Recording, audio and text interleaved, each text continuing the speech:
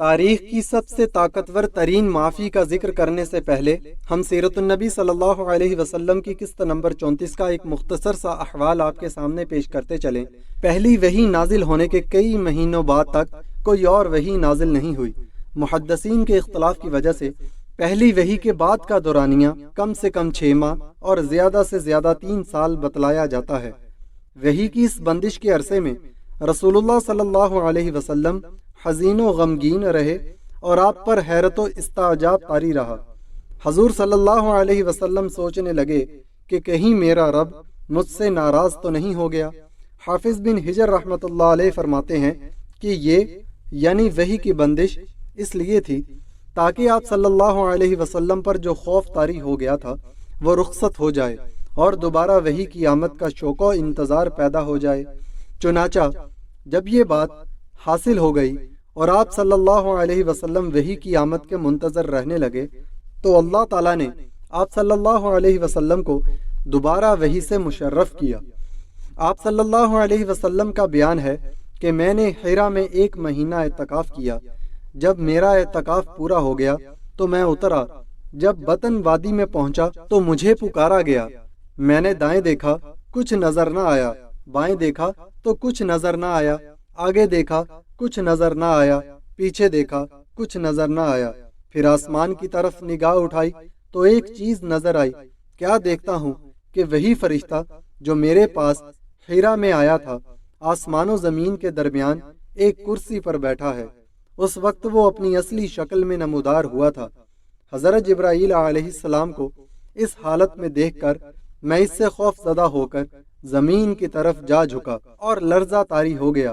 پھر میں نے اسی حالت میں گھر خدیجہ رضی اللہ تعالی عنہا کے پاس آ کر کہا، مجھے چادر اڑا دو، مجھے چادر اڑا دو اور مجھ پر ٹھنڈا پانی ڈال دو۔ انہوں نے مجھے چادر اڑا دی اور مجھ پر ٹھنڈا پانی ڈالا۔ اس کے بعد یہ آیت نازل ہوئی جس کا ترجمہ کچھ یوں ہے، اے کپڑے میں لپٹنے والے، اٹھو اور لوگوں کو خبردار کرو اور اپنے پروردگار کی تکبیر کہو اور اپنے کپڑوں کو پاک رکھو اور گندگی سے کنارہ کر لو اور کوئی احسان اس نیت سے نہ کرو کہ زیادہ وصول کر سکو اور اپنے پروردگار کی خاطر صبر سے کام لو۔ سورہ مدثر 1-5۔ یہ نماز فرض ہونے سے پہلے کی بات ہے۔ اس کے بعد وحی میں گرمی آ گئی اور وہ متواتر نازل ہونے لگی۔ صحیح بخاری کتاب التفسیر، تفسیر سورہ مدثر۔ یہی آیات آپ صلی اللہ علیہ وسلم کی رسالت کا نقطۂ آغاز ہیں۔ سورہ علق سے آپ صلی اللہ علیہ وسلم کو نبوت کا منصب عطا ہوا تھا اور سورہ مدثر قم فانذر سے آپ صلی اللہ علیہ وسلم رسالت کے مرتبہ پر فائز ہوئے۔ ان آیات کا مطلع اللہ بزرگ و برتر کی آواز میں ایک آسمانی ندا پر مشتمل ہے جس میں نبی صلی اللہ علیہ وسلم کو اس عظیم و جلیل کام کے لیے اٹھنے اور نیند کی چادر پوشی اور بستر کی گرمی سے نکل کر جہاد و کفا اور سعی و مشقت کے درمیان میں آنے کے لیے کہا گیا ہے۔ اے چادر پوش، اٹھ اور ڈرا۔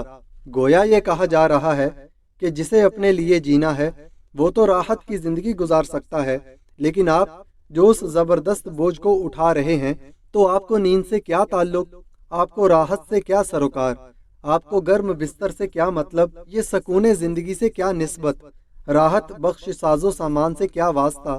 آپ اٹھ جائیے اس کار عظیم کے لیے جو آپ کا منتظر ہے، اس بارے گرا کے لیے جو آپ کی خاطر تیار ہے۔ اٹھ جائیے جہد و مشقت کے لیے، تھکان اور محنت کے لیے اٹھ جائیے کہ اب نیند اور راحت کا وقت گزر چکا۔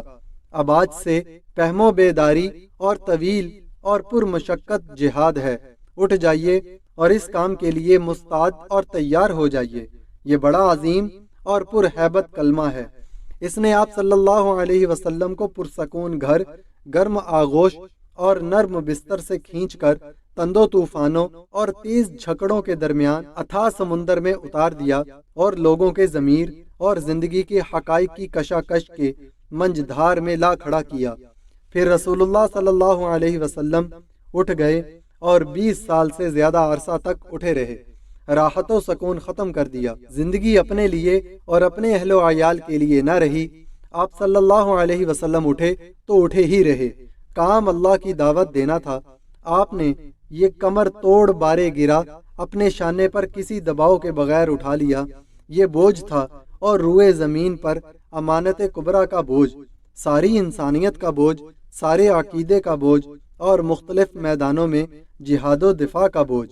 اس پورے عرصے میں، یعنی جب سے آپ صلی اللہ علیہ وسلم نے وہ آسمانی ندائے جلیل سنی اور یہ گرہ بار ذمہ داری پائی، آپ نے پہم اور ہمہ گیری مار کا آرائی میں زندگی بسر کی، اور آپ صلی اللہ علیہ وسلم کو کوئی ایک حالت دوسری حالت سے غافل نہ کر سکی۔ اللہ تعالیٰ آپ صلی اللہ علیہ وسلم کو ہماری طرف سے اور ساری انسانیت کی طرف سے بہترین جزا دے، آمین یا رب العالمین۔ ناظرین گرامی، سیرت النبی صلی اللہ علیہ وسلم کی قسط نمبر 34 کا اختتام ہوا، تو اب چلتے ہیں تاریخ کی سب سے طاقتور ترین معافی والے موضوع کی طرف۔ جب حضرت ابوذر رضی اللہ تعالی عنہ نے حضرت بلال رضی اللہ تعالی عنہ کو کہا، اے کالی کلوٹی ماں کے بیٹے، اب تو بھی میری غلطیاں نکالے گا، بلال یہ سن کر غصے اور افسوس سے بے قرار ہو کر یہ کہتے ہوئے اٹھے، خدا کی قسم میں اسے ضرور بالضرور اللہ کے رسول صلی اللہ علیہ وسلم کے سامنے اٹھاؤں گا۔ یہ سن کر اللہ کے رسول کے چہرے کا رنگ بدل گیا اور آپ نے ارشاد فرمایا، ابوذر، کیا تم نے اسے ماں کی عار دلائی؟ تمہارے اندر کی جہالت اب تک نہ گئی؟ اتنا سننا تھا کہ ابوذر یہ کہتے ہوئے رونے لگے، یا رسول اللہ صلی اللہ علیہ وسلم، میرے لیے دعائے مغفرت کر دیجئے، اور پھر روتے ہوئے مسجد سے نکلے۔ باہر آ کر اپنا رخسار مٹی پر رکھ دیا اور بلال سے مخاطب ہو کر کہنے لگے، بلال، جب تک تم میرے رخسار کو اپنے پاؤں سے نہ رون دو گے، میں اسے مٹی سے نہ اٹھاؤں گا۔ یقیناً تم معزز و محترم ہو اور میں ذلیل و خوار۔ یہ دیکھ کر بلال روتے ہوئے آئے اور ابوذر سے قریب ہو کر ان کے رخسار کو چوم لیا اور بے ساختہ گویا ہوئے، خدائے پاک کی قسم، میں اس رخسار کو کیسے رون سکتا ہوں جس نے ایک بار بھی خدا کو سجدہ کیا ہو۔ پھر دونوں کھڑے ہو کر گلے ملے اور بہت روئے۔ صحیح بخاری 31۔ اور آج ہم ایک دوسرے کی ہزاروں بار دل آزاری کرتے ہیں، مگر کوئی یہ نہیں کہتا کہ بھائی معاف کریں، بہن معذرت قبول کریں۔ سچ ہے کہ ہم آئے دن لوگوں کے جذبات کو چھلنی کر دیتے ہیں، مگر ہم معذرت کے الفاظ تک زبان سے ادا نہیں کرتے، اور معاف کر دیجئے جیسے الفاظ کہتے بھی شرم آتی ہے۔ معافی مانگنا عمدہ ثقافت اور بہترین اخلاق ہے، جبکہ کئی لوگ سمجھتے ہیں کہ یہ خود کی بے عزتی ہے۔ ہم سب مسافر ہیں اور سامان سفر نہایت ہی کم ہے۔ ہم سب دنیا و آخرت میں اللہ سے معافی اور درگزر کا سوال کرتے ہیں۔